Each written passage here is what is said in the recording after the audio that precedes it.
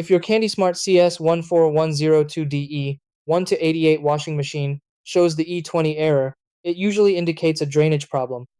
This happens when the washer cannot pump water out properly during or after a wash cycle. The issue is often caused by a blocked drain filter, a kinked hose, or debris trapped in the pump system. Fortunately, the E20 warning is commonly resolved with a few simple checks and cleaning steps that restore normal water flow and allow the machine to complete its cycles again. Try these. Step 1. Turn off the washing machine and unplug it from the power outlet for safety. Step 2. Open the small service panel at the bottom front and locate the drain filter. Step 3. Slowly unscrew the drain filter and remove any lint, coins, or debris blocking the pump.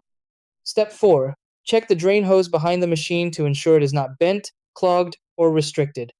Step 5. Reinstall the filter, plug the washer back in, and run a short rinse or spin cycle to confirm the error is cleared.